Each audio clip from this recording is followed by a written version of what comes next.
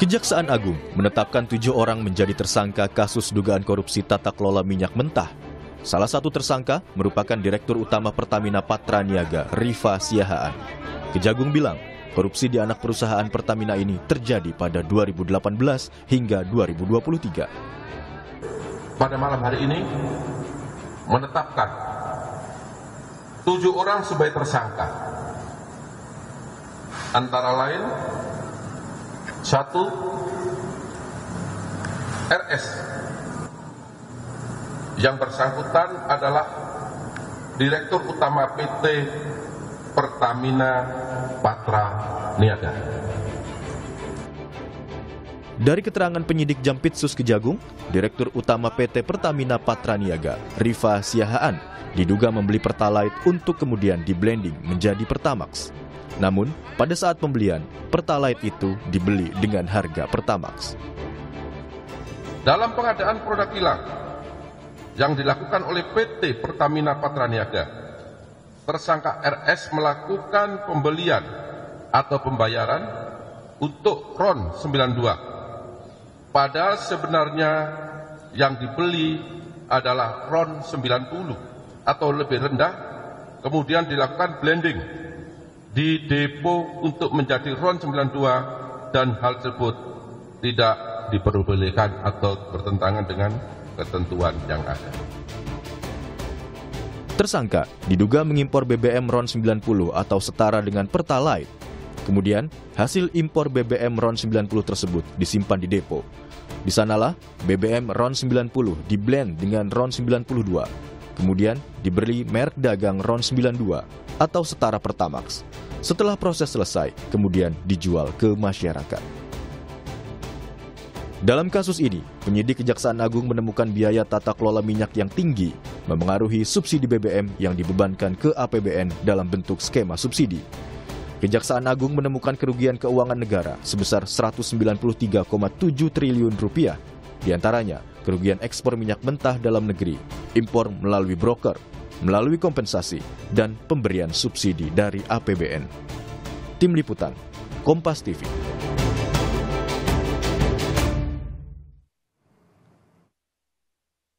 Sementara itu, Saudara, PT Pertamina Persero membantah tudingan oplosan bahan bakar minyak BBM Pertalite ke Pertamax dalam dugaan kasus korupsi yang tengah diusut Kejaksaan Agung.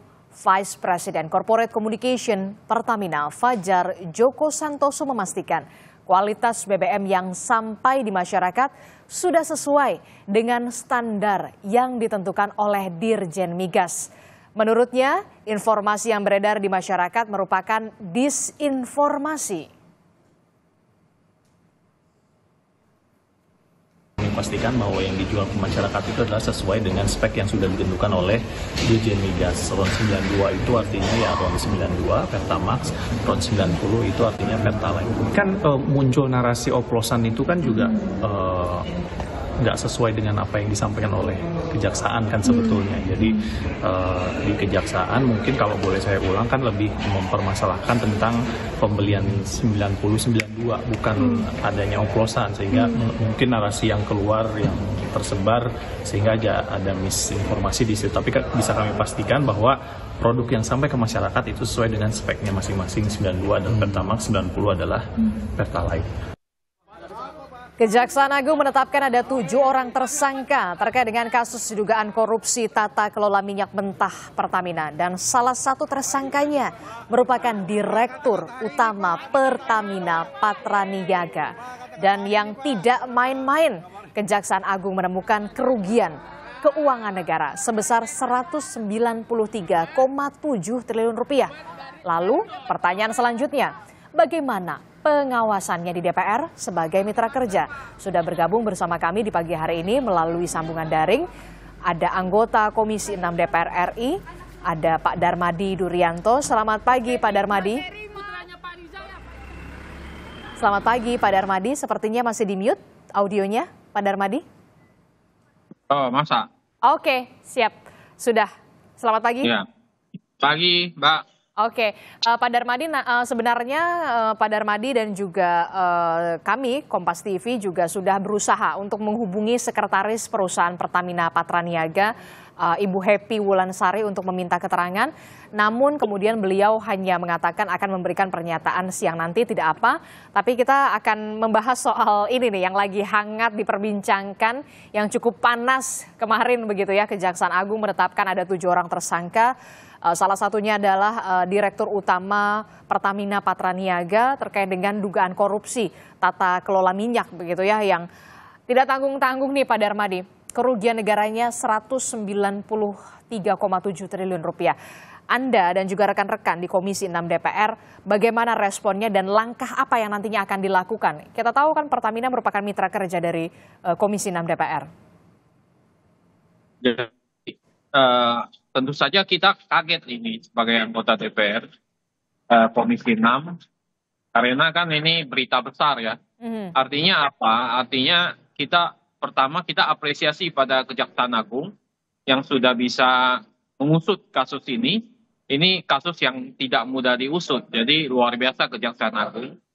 Tentu kita Komisi 6 hampir dipastikan akan memanggil Pertamina ya dan jajarannya untuk memberikan klarifikasi sebetulnya seperti apa ya yang telah terjadi antara Pertamina sehubungan dengan tata kelola pembelian minyak mentah ini. Karena kan ini ada klarifikasi dari Pertamina bahwa nggak benar ada oplosan. Yang ada adalah pembelian RON 9092. Sementara Kejaksaan Agung memang tidak menyebutkan oplosan. Nah, hal inilah yang kemudian kita akan klarifikasi kepada Pertamina. Sepertinya seperti apa ini kasusnya, ya. Kita rutin mengadakan RDP dan selama ini kan tidak pernah ada pembahasan mengenai RON 9092 ini. Tetapi memang di masyarakat pernah terjadi kasus bahwa banyak mobil yang rusak, betul kan Pak? Ya, betul. Ya. Dan viral kemudian, juga di media sosial, bahkan harus dicuci tangki bensinnya begitu ya, harus dikuras. Betul. Nah ini kan sangat merugikan masyarakat. Jadi Pertamina harus bisa kalau memang melakukan itu tidak ada oplosan, dia harus mengakui ya. Kalau memang ada, dia harus mengakui bahwa itu akibat daripada kasus ini begitu. Jadi masyarakat kan dirugikan. Ini nggak benar. Kalau ini dilakukan kan penipuan yang sangat besar, 193 ada kasus korupsi di sana, ada kasus pembohongan terhadap masyarakat. Nah, tentu DPR harus melakukan klarifikasi terhadap Pertamina dan melakukan investigasi.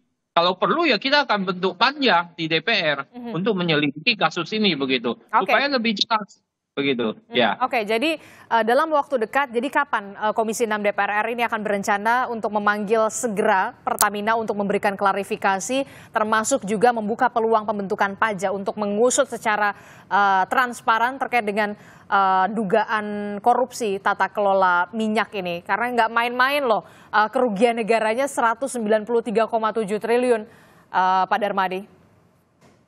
Saya pribadi nanti koordinasi dengan fraksi juga akan mengusulkan mengusulkan agar dalam minggu ini harus diundang Pertamina ke Komisi 6. Kenapa? Karena ini kasus yang banyak menyedot perhatian masyarakat, menimbulkan kerugian bagi masyarakat luas kalau memang betul terjadi oplosan. Jadi segera mungkin kita akan mendatangkan Pertamina ke DPR untuk kita minta klarifikasi. Kali ini nggak main-main, petinggi utama di RUT dari Patraniaga, di RUT dari PIS dan sebagainya itu terkena masalah ini. Dan ini nggak main-main bagi Pertamina. Saya pikir Pertamina harus betul-betul menyelesaikan kasus ini dan memberikan klarifikasi yang benar, ya, terutama ke DPR sebagai pengawas dari BUMN begitu. Selain soal Pertamina, apakah juga nanti membuka peluang akan memanggil juga Menteri BUMN atau bagaimana? Ya pasti setelah kita klarifikasi, kalau ada temuan-temuan nanti dengan kita segera juga akan melakukan rapat kerja dengan Menteri BUMN, Bapak Erick Thohir, ya, atas kasus ini. Karena Pertamina ini kan perusahaan besar, memberikan sumbangsi dividen yang sangat besar, asetnya besar, dan berfungsi sebagai BUMN yang banyak mempengaruhi kehidupan rakyat begitu. Nah, ini harus segera kita antisipasi. Maka saya pikir pembentukan panja juga dimungkinkan sepanjang bahwa ini menimbulkan masalah buat rakyat yang begitu besar. Yang pasti kan kerugiannya kan sudah dihitung ya Mbak, 193 triliun rupiah. Jadi saya pikir itu angka juga yang spektakuler, yang memang harus kita selidiki benar-benar, begitu Bu. Ini kalau kita lihat kan ya dengan keterangan dari Kejaksaan Agung ini periodenya begitu, kita masih mengedepankan asas praduga tidak bersalah. Ini mengedepankan periodenya adalah 2018 sampai 2023. Itu artinya 5 tahun loh Pak.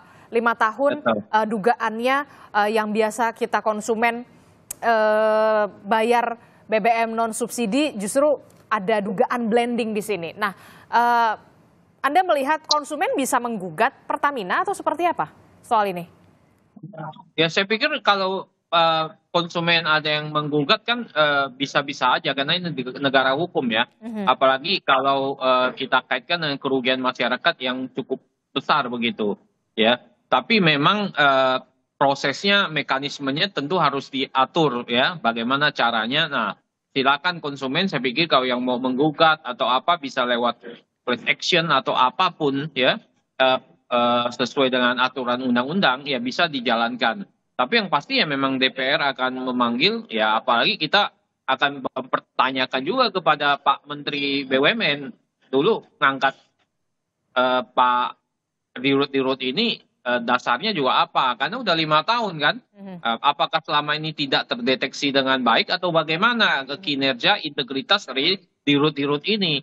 4 pimpinan loh Pak, 4 pimpinan. 4 pimpinan betul Dirut. Itu Dirut perusahaannya besar-besar, Patra Niaga. Di sana juga kan banyak masalah juga mengenai gas misalnya kan di situ juga ya. Jadi banyak sekali masalah-masalah yang harus kita tanyakan juga sebetulnya terutama ke Patra Niaga ini begitu. Jadi selama 5 tahun ini sampai di mana ini? Ya, keterlibatan orang dalam, apakah hanya 7 orang ini atau ada lagi misalnya. Nah ini kan pasti penelusuran daripada Kejaksaan Agung kan akan berjalan terus. Kita hormati proses hukum dari Kejaksaan Agung, sudah bagus itu ya, supaya lembaga-lembaga BUMN ini bisa bersih, governance-nya bisa bagus, tata kelolanya bisa bagus begitu. Jadi ini saya pikir masih panjang ini masalah ini bisa ketemu sampai dalang-dalang sesungguhnya begitu. Jadi tidak cukup berhenti di 7 orang tersangka ini, 4 diantaranya adalah merupakan direktur utama anak perusahaan Pertamina. Anda melihat masih ada kemungkinan terbuka peluang siapa lagi yang akan terlibat? Ya, kelihatannya begitu. Saya menduga bahwa ini akan jalannya cukup panjang dan mungkin aja masih ada aktor-aktor lain yang belum kita ketahui juga kan. Jadi biarlah Kejaksaan Agung menyelidiki kasus ini sampai tuntas. Karena ini good governance. Kalau nggak begini, kapan kita bersih-bersih begini, Bu. Jadi artinya kita memang mendukung sekali langkah Kejaksaan Agung menyelesaikan kasus ini.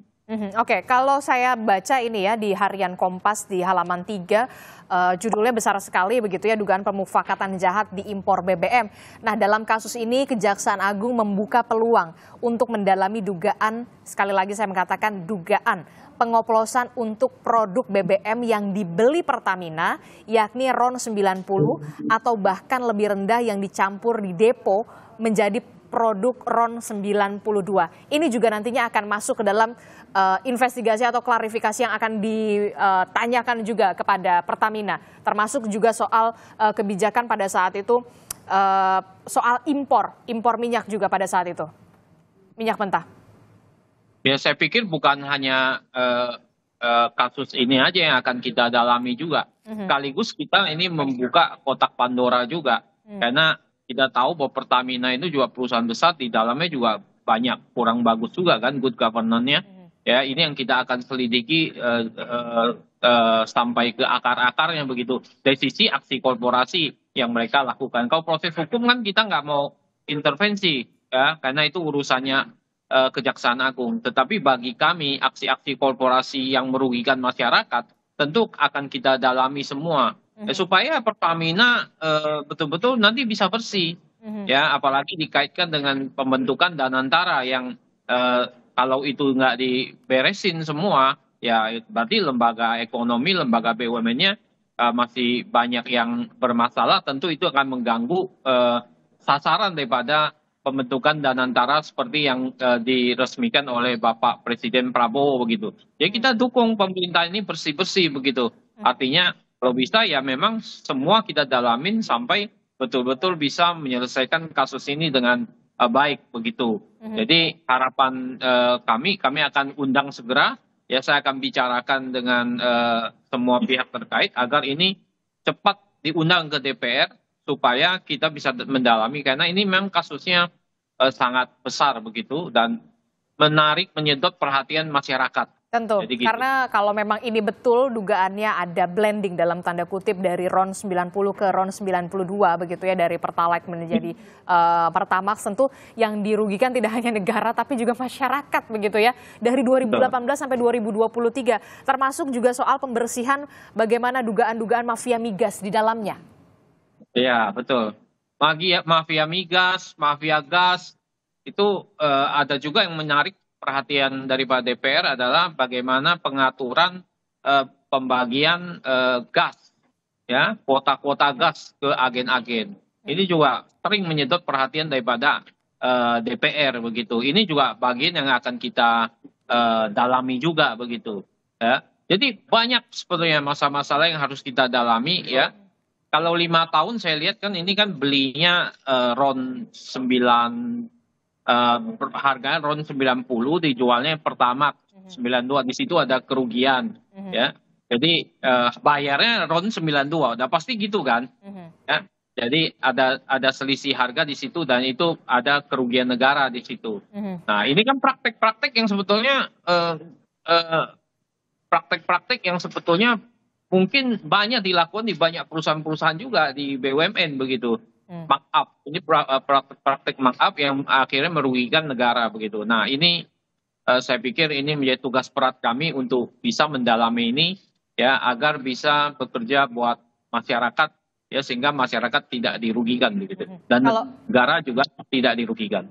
Oke, ke depan menurut Anda dari Komisi 6 DPR RI selain juga nanti akan memanggil Pertamina dan juga mungkin Menteri BUMN untuk mengklarifikasi dan juga menjelaskan sebenarnya bagaimana duduk perkaranya terkait dengan kasus ini dan apalagi yang kemudian menurut Anda harus segera dibenahi atau dibersihkan di tubuh plat merah ini Pertamina?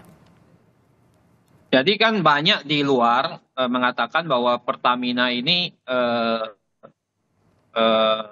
di dalamnya banyak mafia, ya banyak markup ya ini yang memang belum tuntas ya. Artinya ke depan tata kelola di dalamnya harus kita beresin juga ya karena tata kelola kan bagian daripada skop kerja DPR RI juga ya. Kita bagaimana mendalami tata kelola di dalam, permainan-permainan di dalam, aksi-aksi korporasi yang ada di dalam ya, apakah itu ada pemufakatan di dalamnya dan Pertamina kan besar sekali ya, subholdingnya aja banyak, itu banyak ya. Nah ini menjadi tugas yang akan kita kejar nanti sampai ke akar-akarnya begitu. Oke, tentu saja baik, kita akan tunggu nanti bagaimana Komisi 6 DPR RI sebagai mitra kerja dari Pertamina begitu ya untuk bisa segera memanggil dan juga mengklarifikasi begitu ya. Tapi kita juga akan pastikan ada narasumber lain kemudian yang nanti akan bergabung begitu ya. Tadi juga sudah dibahas, tapi seberapa besar kemudian peluangnya begitu ini akan dibentuk panja? Kalau saya lihat ini cukup besar ya, karena ini menyangkut masyarakat luas. Ya ada mungkin ada kaitan dengan masyarakat luas akibat oplosan tadi yang dibantah oleh Pertamina. Ya, dan tentu kita akan dalami kan ini bantahannya benar atau enggak gitu. Ya, apakah ini hanya bantahan karena mereka mengatakan oplosan tidak disebut oleh Kejaksaan Agung. Tapi kita juga akan dalami itu ya. Nah, karena ini kasusnya besar merugikan negara sudah pasti disebut angkanya pas lagi. Itu kan angkanya rigid sekali 193,7. Ya, artinya angka itu sudah hitung ya. Sudah dihitung oleh Kejaksaan Agung. Nah, dengan angka-angka yang sudah disebutkan, ya, kemudian ada masalah di masyarakat, saya pikir DPR mestinya membentuk panja untuk menginvestigasi ini begitu. Oke, memang membuka peluang pembentukan panja terkait dengan kasus ini, tapi nanti kita akan bahas lagi usai jeda Pak Darmadi dengan juga narasumber lain yang baru akan bergabung. Kemudian tetaplah bersama kami usai jeda. Kami kembali hanya di Sapa Indonesia Pagi.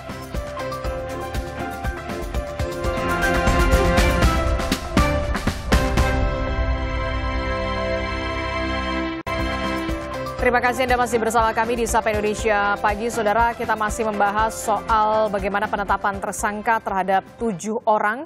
4 diantaranya merupakan pimpinan atau direktur utama anak perusahaan Pertamina terkait dengan dugaan kasus korupsi tata kelola minyak. Begitu ya. Kita bergabung, kemudian sudah ada pengamat dari Universitas Gadjah Mada, kemudian ada pengamat ekonomi energi Universitas Gadjah Mada, Pak Fahmi Radi. Selamat pagi, Pak Fahmi.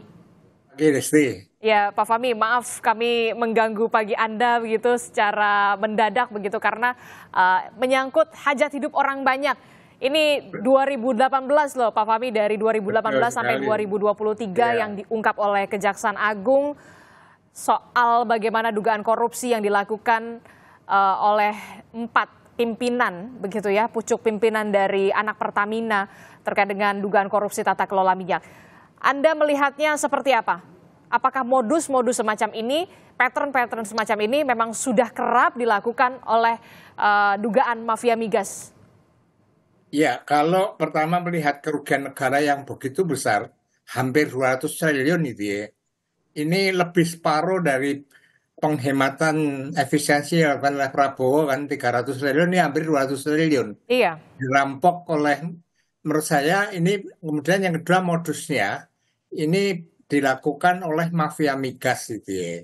Mafia migas itu melakukan persekutuan dari berbagai pihak, elitnya yang ada di Pertamina, kemudian juga bersekutu dengan swasta melakukan tindak kejahatan yang merugikan negara tadi. Nah, modusnya, jadi tahun 2017 saya pernah menjadi anggota tim anti mafia migas. Waktu itu ketuanya si Faisal Basri almarhum itu ya. Ini modusnya sama persis gitu ya. Jadi pertama penghalangan dalam melakukan penggunaan minyak mentah untuk dikelola di kilang Indonesia itu dipersulit gitu ya. Nah, sehingga kemudian harus impor. Nah, yang kedua ini juga itu ya, terbatasan kapasitas kilang tadi, sehingga produksi BBM di kilang itu tidak mencukupi, maka kemudian impor. Nah, di impor inilah kemudian mereka melakukan markup, dan tidak tanggung-tanggung markupnya itu baik dari segi harga produknya, juga markup untuk shippingnya itu juga di markup gitu ya. Dan bedanya itu ya, kalau dulu yang dirugikan hanya negara, sekarang ini rakyat juga dirugikan karena adanya blending tadi. Nah, blending kali ini itu melakukan upgrade dari Pertalite menjadi Pertamax, dan ini secara teknis akan sangat sulit, kualitasnya tidak akan setara. Kalau dulu blendingnya itu dari Pertamax ke Pertalite gitu ya, downgrade, itu tidak menimbulkan masalah secara teknis gitu ya. Tapi ini dipaksakan upgrade, maka ini pasti menimbulkan masalah dan merugikan bagi konsumen gitu ya. Sebenarnya kan sudah banyak juga beberapa keluhan konsumen yang menggunakan Pertamax tapi kok justru merusak mesin. Ini kan sebenarnya indikasi juga itu ya. Nah, yang ketiga ini waktu lama baru terendus dan berhasil ditangkap, ini saya kira juga kelihayan itu ya mafia migas dalam memainkan peran tadi gitu, Disti. Oke, kalau tadi Anda menyebutkan ada dugaan, kemudian Kejaksaan Agung ini masih mendalami dugaan soal terjadinya blending, begitu ya, blending yang dilakukan seharusnya RON 90 begitu, Pertalite dalam tanda kutip begitu, kemudian di blending, dilabeli kemudian RON 92. Ini bisa dikatakan ini dioplos di depo atau bagaimana ini? Secara pemahaman kami kaum awam begitu. Ya, jadi kalau dulu itu blending itu dilakukan di kilang atau depo yang ada di Singapura gitu ya. Oke. Sehingga lebih sulit juga mendeteksinya tadi. Nah, yang sekarang brandingnya itu dilakukan di depo yang ada di Indonesia gitu ya. Depo itu kan sesungguhnya kan tempat penyimpanan BBM yang siap diedarkan ke SPBU tadi. Nah, kemudian itu digunakan untuk branding tadi. Jadi dalam branding tadi memang ada semacam oplos atau percampuran gitu ya. Em, dari khususnya dari Pertalite diubah menjadi Pertamax, kemudian dengan menambahkan beberapa komponen tertentu itu yang dibutuhkan dalam blending tadi. Tapi karena kali ini yang di blending itu saya menyebutnya upgrade gitu ya, upgrade itu dari Pertalite ke Pertamax, ini secara teknis pasti akan menimbulkan masalah tadi. Karena untuk upgrade tadi dari Pertalite yang RON 90 menjadi RON 92 ini sebenarnya suatu hal yang sulit dilakukan gitu ya. Kalau misalnya dapat dilakukan itu secara teknis tidak akan sempurna dan pasti akan ketahuan gitu loh. Saya berkeyakinan gitu ya bahwa branding itu benar-benar dilakukan gitu ya, karena itulah objek untuk melakukan korupsi tadi. Jadi belinya Pertalite tetapi dibayar Pertamax kan. Tapi bagi konsumen membeli Pertamax dapatnya Pertalite. Ini kan Pertamax KW itu ya, Mbak Disti. Oke, kami juga sudah melihat begitu ya, menyampaikan ada 2 modus korupsi tata kelola minyak begitu ya, 2 modus dugaan korupsi tata kelola minyak Pertamina yang tersangkanya ini diduga mengimpor BBM RON 90 yang kita tahu setara dengan BBM jenis Pertalite, BBM subsidi. Kemudian hasil impor BBM RON 90 diduga, sekali lagi kami mengatakan diduga disimpan di depo, kemudian di sanalah kemudian diduga BBM RON 90 ini kemudian di-blending dengan RON 92, kemudian diberi merek dagang RON 92 atau kita bisa kenal dengan setara BBM non-subsidi Pertamax. Setelah proses kemudian selesai, barulah kemudian dijual ke masyarakat. Ini modus semacam ini memang patternnya memang seperti itu untuk kemudian untuk dugaan korupsi tata kelola minyak. Selain juga soal penghalangan kapasitas, optimalisasi kapasitas produksi minyak, kemudian harus mengimpor, begitu ya Pak Fahmi? Ya, saya kira benar sekali itu ya. Tadi saya katakan juga, mafia migas pada waktu yang lalu, salah satunya modusnya itu dengan melakukan blending. Hanya saat itu blendingnya itu dari RON 92 diturunkan menjadi RON 90. Nah, tetapi apa keuntungannya bagi mafia tadi dengan blending tadi? Maka itu harga pokok produksinya itu tidak bisa diketahui gitu ya, atau tidak ada referensi dari hasil blending tadi, karena memang tidak ada yang di pasar internasional itu tidak ada menjual Pertalite tadi. Nah, sehingga dengan mudah mafia migas tadi melakukan markup besar-besaran itu ya, dijual ke Pertamina atau dijual ke Indonesia yang harganya mahal. Nah, kemudian negara memberikan subsidi supaya harganya terjangkau oleh masyarakat. Nah, ini pola itu atau modus itu juga dilakukan yang saat ini hanya karena itu upgrade, maka itu pasti menimbulkan masalah secara teknis tadi. Tapi modusnya saya kira sama dalam rangka untuk memburu rente yang sebesar-besarnya yang dilakukan oleh mafia migas tadi, Disti. Yang sempat Anda juga tangani pada saat menjadi Satgas waktu itu ya, yang waktu itu ada berapa tersangka, Anda masih ingat betul Pak Fahmi? Nah, ini kelemahan di negara kita, penegakan hukum yang sangat lemah. Jadi meskipun saat itu kita sudah mengindikasikan ada beberapa pihak tersangka baik itu yang berasal dari Petra maupun pihak swasta tapi tidak terendus sama sekali. Tidak ada alat bukti yang bisa digunakan untuk menangkap mereka Kok bisa, Pak? Nah, waktu itu kesulitannya yang pertama lokusnya itu ada di Singapura itu ya, yang bukan wilayah teritorial tadi. Nah, kemudian yang kedua karena mafia migas itu punya backing ada di mana-mana gitu ya.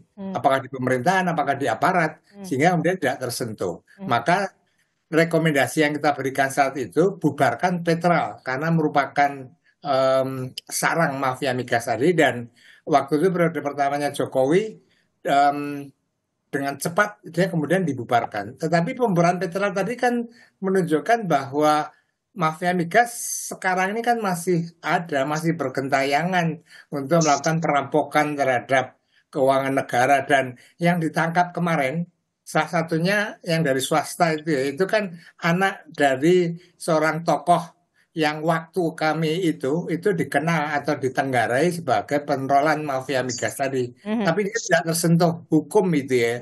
Nah, kemudian ada satu tersangka, CEO dari Petra, sudah ditetapkan oleh KPK, tetapi sama KPK sampai sekarang tidak diproses sama sekali. Nah, itulah lemahnya penegakan hukum. Nah, kali ini gitu ya, saya kira sesuai dengan komitmennya Prabowo, ini perlu diusut tuntas, kemudian perlu dikenakan hukuman yang seberat-beratnya gitu ya. Kalau perlu dimiskinkan gitu ya. Karena seorang dirut anak perusahaan Patraniaga itu kan penghasilannya besar sekali, tantimnya mungkin 100 miliar. Kenapa masih serakah gitu loh. Oke, saya akan tampilkan lagi kepada bapak-bapak begitu dan juga pemirsa Kompas TV siapa saja tersangka yang ditetapkan sebagai tersangka oleh Kejaksaan Agung. Ini ada Direktur Utama PT Patraniaga, Pertamina Patraniaga, ada Rifa Siahaan. Bisa produser untuk ditampilkan. Kemudian juga ada Direktur Feedstock dan Produk Optimization PT Kilang Pertamina Internasional, ini Sani Dinar Saifuddin. Kemudian ada CEO PT Pertamina International Shipping, Yoko Firnandi. Kemudian ada Agus Purwono selaku VP Feedstock Management PT Kilang Pertamina Internasional. Kemudian dari pihak swasta ada Muhammad Keri Andrianto Riza, Beneficial Owner PT Navigator Katulistiwa. Kemudian ada DW selaku Komisaris PT Navigator Katulistiwa sekaligus Komisaris PT Jenggala Maritim. Dan juga GRJ selaku Komisaris PT Jenggala Maritim dan Direktur Utama PT Orbit Terminal Merak. Ini kalau kita lihat ada 7 orang tersangka.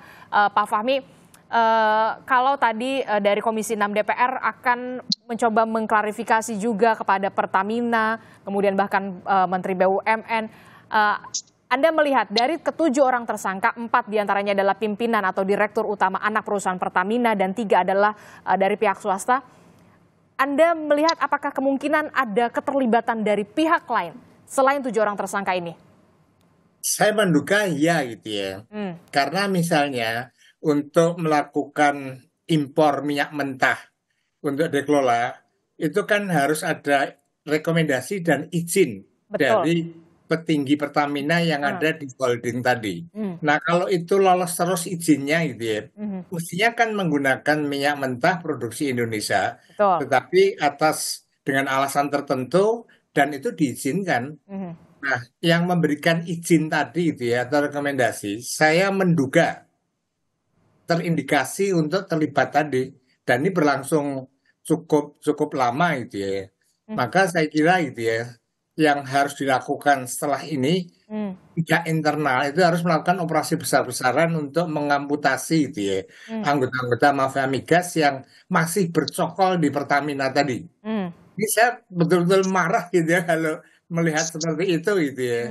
Jadi supaya ini tidak terulang kembali gitu ya, maka internal Pertamina harus ada operasi besar-besaran. Saya yakin masih banyak pihak-pihak yang tersangkut atau bersinggungan dengan mafia migas yang ada di Pertamina tadi. Nah, ini harus dibersihkan gitu ya. Oke, jadi harus benar-benar bersih, diamputasi begitu ya mafia migas di tubuh plat merah dari Pertamina ini. Termasuk juga tadi Anda menyebutkan selaku pemberi izin yang bisa memberikan izin untuk mengimpor. Nah, kalau dari DPR sendiri, singkat saja, apakah ini juga nanti akan masuk ke dalam pertanyaan untuk mengklarifikasi ke Pertamina soal pemberi izin yang mengimpor ini? Bisa mengimpor? Ya, pasti kalau kita DPR kan pasti akan masuk sampai ke akar-akarnya. Jadi kita juga menduga sebetulnya kalau memang ini nggak berhenti sampai di sini. Karena nggak mungkin 5 tahun terus-menerus izinnya dapat terus. Ya, ini juga kemudian dikeluarkan terus-menerus. Ya, ini juga menjadi sasaran daripada nanti kalau dibentuk panja atau saat kita panggil. Jadi ini masih panjang seperti yang saya katakan. Kita mencium sebetulnya, menduga memang di dalam itu mafia migas masih berkuasa, ya. Jadi dugaan itu memang masuk akal, dan kita melihat kalau nggak ada kerjasama juga sulit sekali dilakukan impor sekian lama, ya. Dari 2018 sampai 2023. Dan yang kemudian ini kan sebenarnya kasusnya sederhana, impor barang murah, ya, dengan bayar harga mahal, masuk dioplos di sini, dugaan ya, dioplos di sini, dijual ke masyarakat dengan harga RON 92, ya, di situ ada keuntungan itu diambil, ada markup, keuntungan itu diambil, dilakukan 5 tahun sudah, nilainya 193 triliun. Kalau berulang-ulang 5 tahun begini, ya ini dipertanyakan juga bisa lolos begitu. Saya setuju dengan Pak Fahmi tadi, ya, bahwa ini dugaan itu ada dan kita akan bekerja keras untuk itu. Kita harapkan tentu saja pengusutan ini akan berlangsung secara tuntas, tidak hanya stop di 7 orang tersangka ini, tapi dugaan keterlibatan pihak lain, termasuk juga dugaan ada mafia migas, ini juga harus dibersih-bersih di sana. Satu lagi Mbak Desti, singkat saja Pak Fahmi. Salah satu yang ditangkap itu anak dari seorang tokoh yang dulu kami tenggarai sebagai penerolan mafia migas, tapi nggak pernah tersentuh hukum. Nah sekarang anaknya yang ditangkap. Nah ini mudah-mudahan juga mengakhiri keluarga mafia migas gitu. Itu Mbak Rizky. Oke, nanti kita akan lihat bagaimana pengusutan yang dilakukan oleh Kejaksaan Agung untuk bisa mengusut tuntas kasus ini, termasuk juga tidak hanya berhenti di 7 orang tersangka ini, supaya kemudian bersih-bersih ini memang benar-benar dilakukan begitu ya, untuk kemaslahatan dan juga hajat hidup orang banyak begitu ya. Terima kasih. Sesuai arahan Presiden Prabowo kan. Oke, pasti. Kejar koruptor sampai sampai ke Antartika begitu. Oke. Di Pertamina. Oke, baik, terima kasih Pak Darmadi, merupakan anggota Komisi 6 DPR RI, Darmadi Durianto, dan juga Pak Fahmi Radi yang merupakan pengamat ekonomi energi Universitas Gadjah Mada. Terima kasih Bapak-Bapak atas perspektifnya di pagi hari ini. Sehat selalu. Assalamualaikum, selamat pagi. Negara Pak Darmaji. Oke, baik, terima kasih Bapak.